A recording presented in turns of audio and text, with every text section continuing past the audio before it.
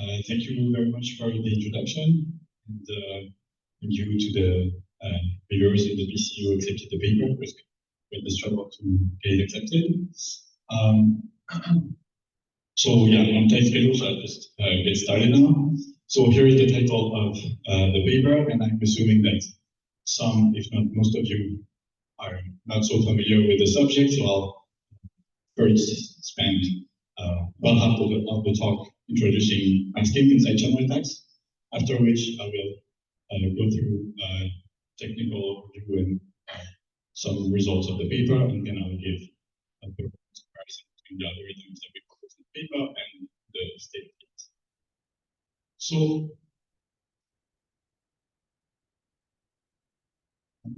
okay, so side channel attacks, so they refer to these attacks that take advantage of the physical device that's running the cryptography. And so, yeah, examples could be timing attacks or power analysis or stuff like that.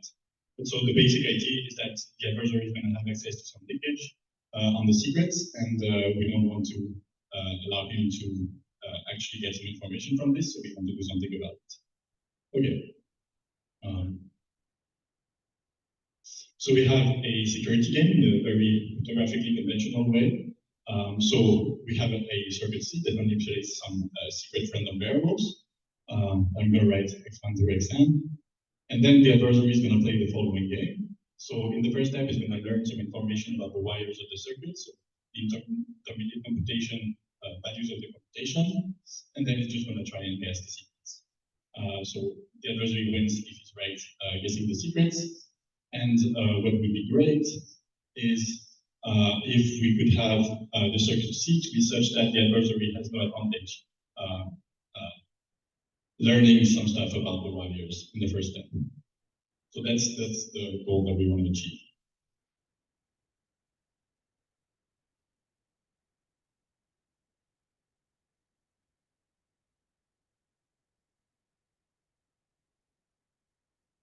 Okay, so now I need to clarify what the first step of the previous slide was. That is, what is exactly the adversary going to learn about the wires of the circuit. So I'm going to talk about two models in this talk. I will not really talk about how these models are realistic or if they are meaningful in practice, but we're just going to use these two. So the first one on the left is the threshold probing model. It was introduced in 2003 at Crypto. And so, yeah, this model says that the adversary is going to pick and learn a fixed number T of wires in the circuit. And so, yeah, it's going to learn the exact value of these T wires and ignore everything of the other wires in the circuit. And now there is a slightly stronger version on the right-hand side that is a region probing model.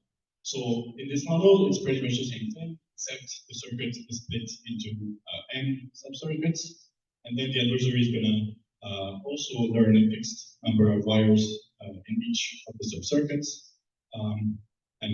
Yeah, so the point of this region probing model is that the number of probes that the adversary can put in the circuit, which is pretty much the security that the scheme provides, is going to scale basically linearly with the size of the circuit, whereas for the threshold probing model, it's going to be a constant. Okay, so now a very natural way to achieve threshold probing security is to think about secret sharing, which we call masking in this context. And the most popular one would be the so-called arithmetic encoding. So basically, if you have a secret variable x in your circuit, you're going to secret share it and split it into a vector of z coordinates. So that could be the bold x on the right. And so you want that if you know all the shares, you can reconstruct the secret by taking the sum here.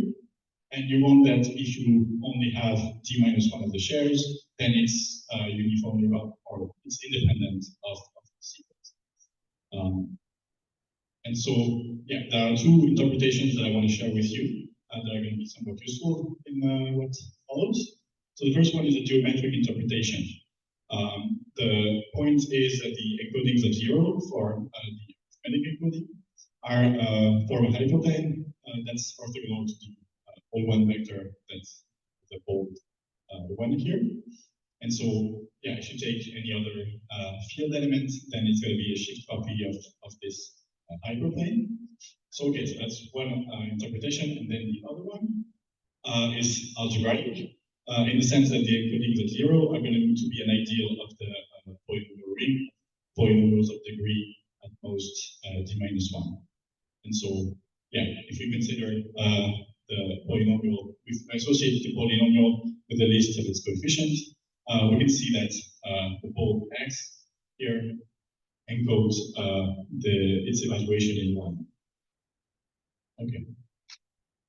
So, yeah, in Asiacrypt 2018, Goudard, Zijou, and Vivin introduced a generalization of arithmetic encoding that is so-called omega encoding. So basically, the idea is just instead of taking the evaluation in 1, like in the previous slide, we're going to take the evaluation in some other element, omega. So this has the good property that it involves some more algebraic structures that we can further use. And yeah, we keep the geometric interpretation, except this time the hyperplane is going to be orthogonal to the vector with the powers of omega instead of being the one vector. Okay. Yeah, so maybe just wrapping up what I've been saying since the beginning. So side-channel attacks exist, they threaten crypto, and we want to do something about it. We have a model in which the adversary can learn some intermediate value of the computation, and masking is the way to prevent this from happening by replacing every secret random variable with an encoding instead. And then we want to replace every gate in the circuit with so-called gadgets. So the gadget will be the equivalent of the gate. Instead of taking as inputs just field elements, it will take as input encodings and output encodings. And yeah, hopefully this will maintain some level of security. And now there's a catch. Maybe sometimes, for some reason, we need to refresh the randomness of the encodings. And one of the intuitive ideas why this would be necessary is that, yeah, if you have two circuits, C1 and C2, and they are both probing secure, chances are that their composition is not. And so, yeah, the idea of refreshing the randomness is that this way we can plot the dependencies between the two circuits and have the composition to be secure still. So, okay. So now let me just talk a little bit about the gadgets that I explained in the previous slide. So let's take two encodings, A and B. We can see that the addition gadget is not very hard to come up with. You can just take the coordinate-wise addition and it just works. So here the polynomial vector A0 plus B0 until AD minus 1 plus BD minus 1 is the correct encoding of the sum of A and B.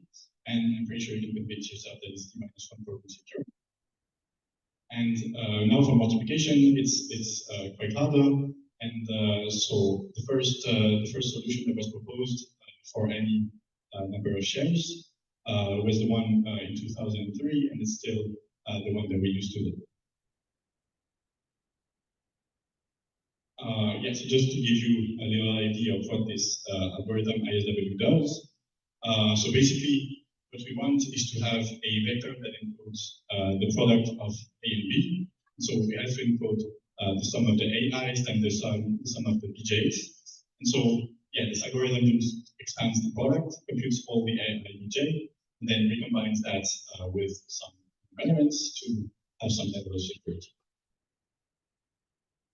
So basically, the takeaway is that it does quadratic number of multiplications and quadratic number of elements.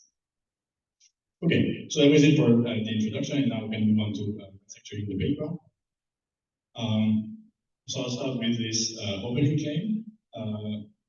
So, yeah, as I said, the title suggests we're going to try and exploit the algebraic structure, and so we start with a field extension structure.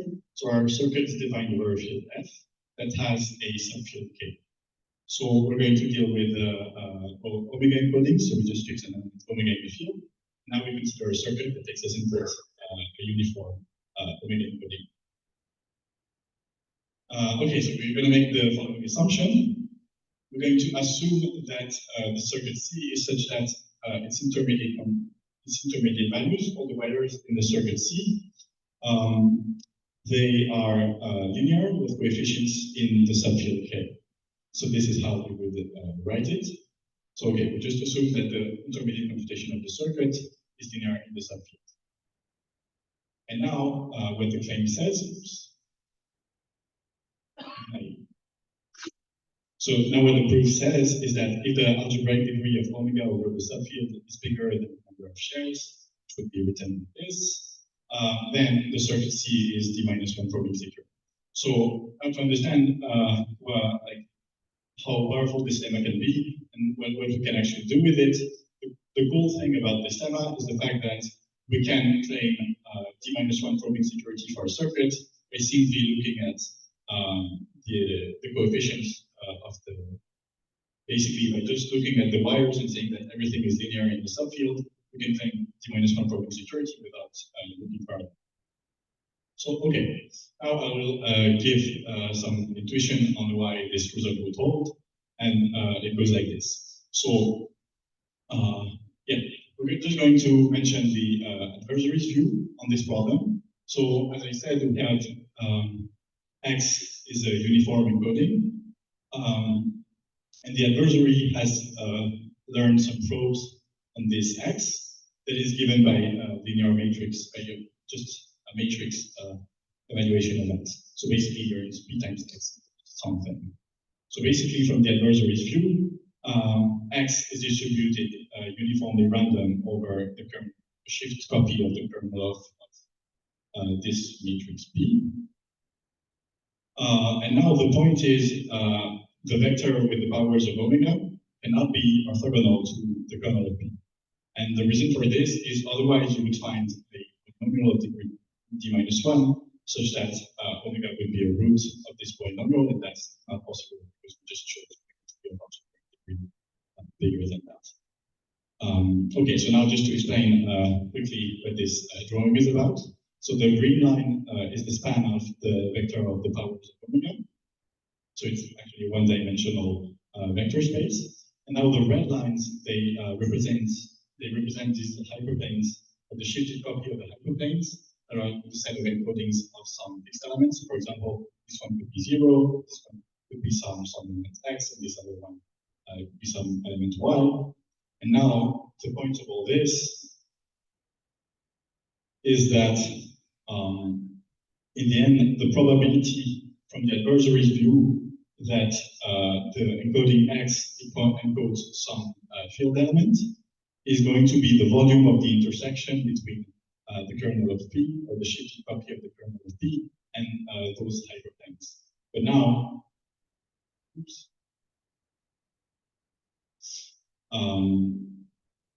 Yeah, now these intersections all have the same volume, so all of the field elements have the same probability, so it's uniform, and in the end we can conclude that it's probabilistic.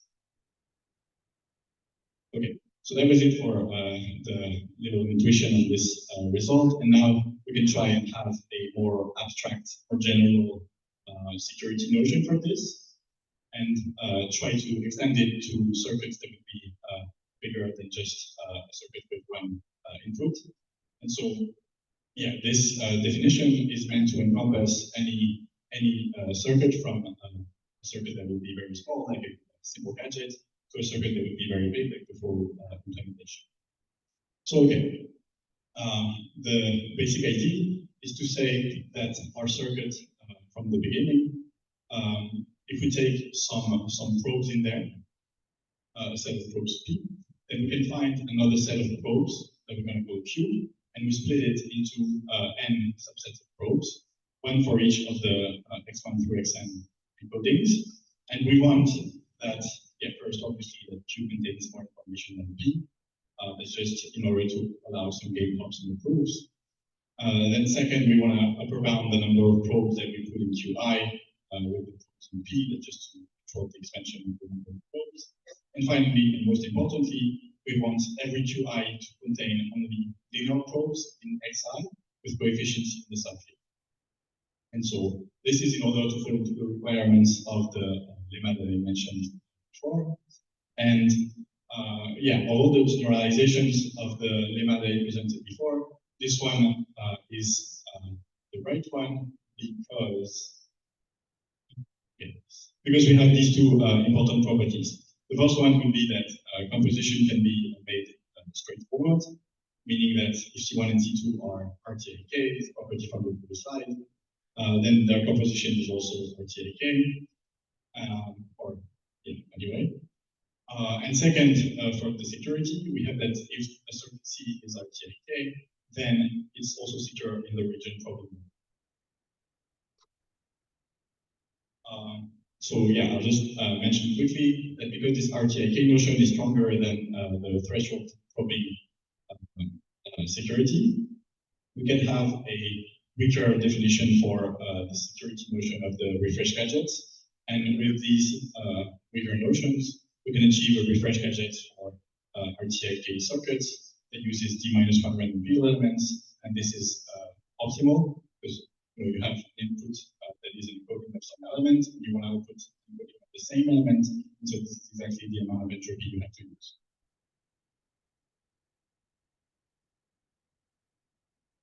Okay, so that was it for the technical result overview, and now I can move on to comparison between some algorithms that we propose in the paper and the state of the art. So, okay, I'm going to talk about the multiplication gadget we propose in the paper, which I have not explained here. And we're going to compare it to two other multiplication gadgets from the state of the art. So now, as I mentioned, ISW is pretty much the most fair comparison. For example, the other one in the middle here, GPRD, doesn't verify the same kind of security as the other two, and so you would have to refresh both the inputs and outputs, and this involves a lot of costs in randomness and computation. Okay, so I have some examples here. So I have some examples of what that would mean concretely for orders of masking that are meaningful in practice. So yeah, as you can see, this work does a little better than ASW, especially when the number of shares is high. But also there's a condition on the number of shares, meaning that if you remember from the lemma, we needed the number of shares to be less than the degree of the extension, so you cannot go as high as you want with this work. So okay, maybe now just the takeaway of this talk. So we propose an efficient arithmetic circuit mass compiler for rigid probing model.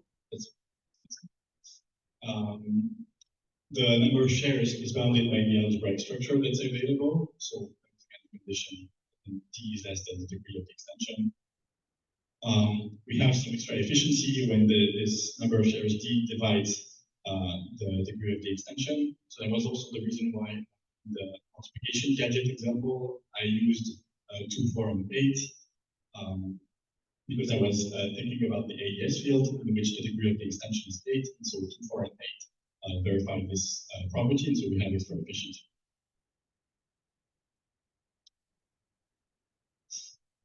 Yeah, and you can find out some more techniques and results in the paper, or just talk to me. So there's quite a few open questions and directions for future work. So the first one would be to try and implement this algorithm to see if the theoretical improvement is meaningful in practice or not. Yeah, it would be also nice to give a proof in security models that are more realistic than the ones that we used. That's not something we went into the detail. Yeah, it would also be nice to have some formal verification of implementation. So this is something that exists for other schemes, and it would be nice to have this for this framework. And also, it would be nice to have some efficient gadgets to do equality and inequality tests or conversions. So that would be especially useful to mask hyper in the lithium, for example. And yeah, one last item. could be interesting to try and lift this upper bound on the number of shares for the settings in which this is actually restricted. Okay, so that was it for me. Thank you for.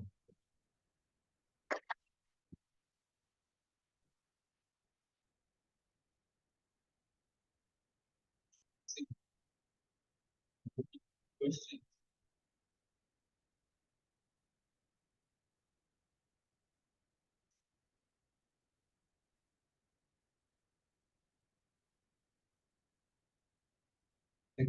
Thanks a lot for the talk. I have two questions regarding the set of probe Q. Do you know how much bigger it is compared to the set of probe? And second question, do you know if your property depends on encoding situation? So could it work simple active? Sure. So yeah, I'll deal with the first questions. With the first question first. So yes, we know very well what this set of proof Q is made of, especially when you actually look into the details of the proof. Yeah, basically what matters for the security in the end is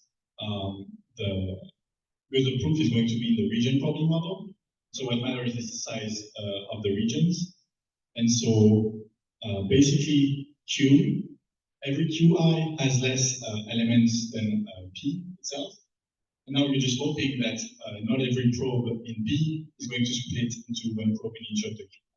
So now it really depends in the end on the circuit. For example, in the multiplication gadget that we presented in the paper, that would be about the same size, basically. So some probes would propagate to be several probes. For example, when you have the product AI times Vj, going to give the adversary both AI and Vj instead of double the number of probes. These would be two different tracks. And now the second question was whether we can use a different encoding, right? Yeah, does this property depend on the omega encoding? So the answer should be yes, in the sense that if you try and do stuff like that with another encoding, it's most likely not going to work. But some of the techniques developed in the paper would actually apply in a much more general sense. For example, even if you do arithmetic encoding, some of the techniques, the first half of the paper, I say, would still apply. Okay, thanks.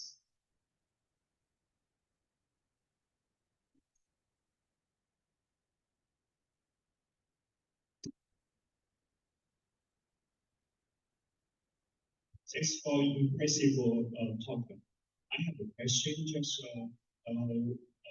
masking methods to mask the circuit. So what's the mask parameter are constructed? Or because maybe the construction circuit maybe is also to the side channel attack.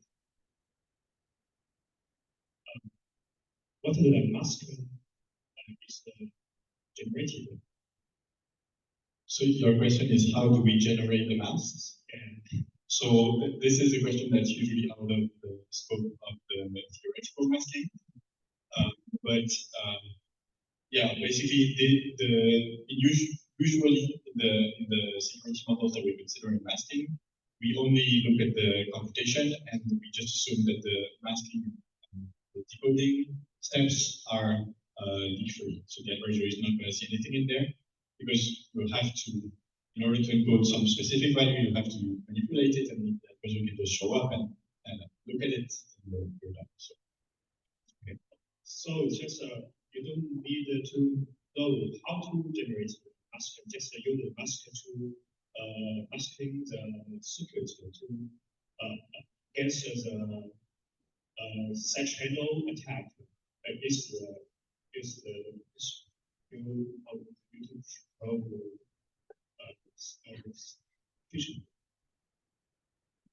Thank you very much.